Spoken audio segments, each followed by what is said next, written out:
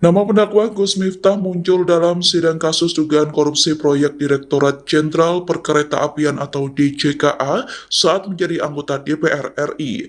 Saksi sekaligus terpidana Deki Martin mengatakan bahwa Gus Miftah menerima aliran dana 100 juta rupiah dari hasil korupsi tersebut. Fakta itu terungkap dalam sidang mantan Bupati Pati Sudewo pada Senin 13 Juli di Pengadilan Tipikor, Semarang. Keterangan Gus Miftah menerima uang 100 juta rupiah dari hasil korupsi itu terungkap saat Jaksa Penuntut Umum KPK Grefik Loserte mengonfirmasi daftar penerimaan aliran uang proyek pembangunan jalur ganda kereta api Solo-Semarang fase 1.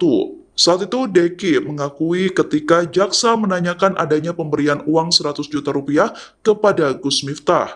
Jaksa sempat memastikan kembali terkait identitas Gus Miftah yang menerima uang 100 juta rupiah itu dan dikonfirmasi oleh Deki. Meski telah mendapatkan keterangan yang cukup terang, KPK belum mengambil kesimpulan ataupun langkah hukum terkait temuan tersebut.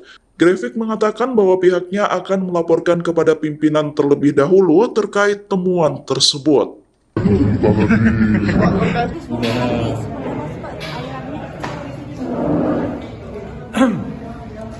Hari ini, terima kasih teman-teman media, hari ini kita mendapatkan keterangan yang cukup terang benderang dari saksi yang bernama Deki Martin.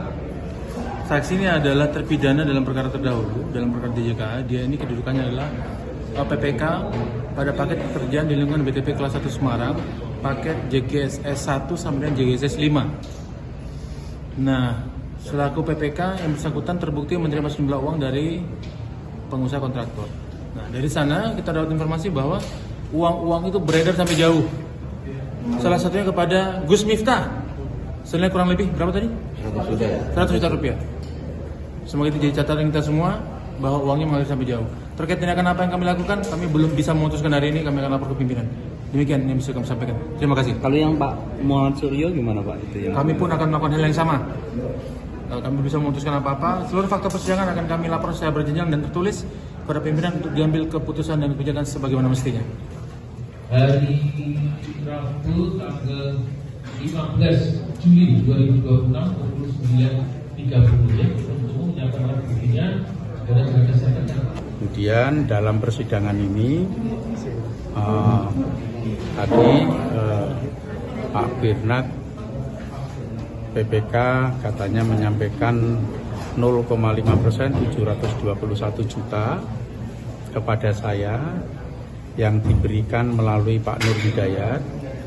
Pak Nur Hidayat menyanggah bahwa Pak Nur Hidayat tidak pernah menerima uang 721 juta dari Pak Birnat, artinya saya juga tidak pernah menerima uang itu. Kemudian tadi juga ada keterangan bahwa Pak Nur Hidayat mendapatkan proyek dari double kereta di Mojokerto itu CMS 1 sebesar 10% dari porsi proyek.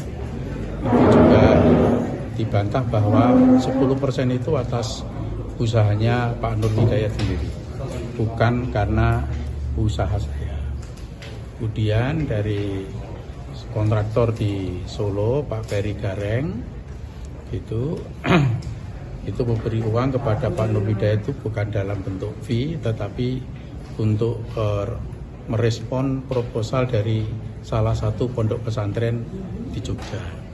Nah, soal perbaikan jalan itu clear bahwa jalan di lingkungan saya itu terdampak karena pembangunan kereta. Karena pembangunan kereta itu berdekatan dengan kompleks saya hanya sekitar 100 meter dan jalan utamanya ditutup sehingga lalu lintas melalui jalan di lingkungan saya yang berakibat jalan tersebut rusak. Kemudian diperbaiki melalui CSR di mana warga menyampaikan proposal secara resmi kepada PT Wijaya Karya yang ditandatangani oleh Ketua RW dengan pengurusnya dan juga ditandatangani Lurah Katipiro Solo.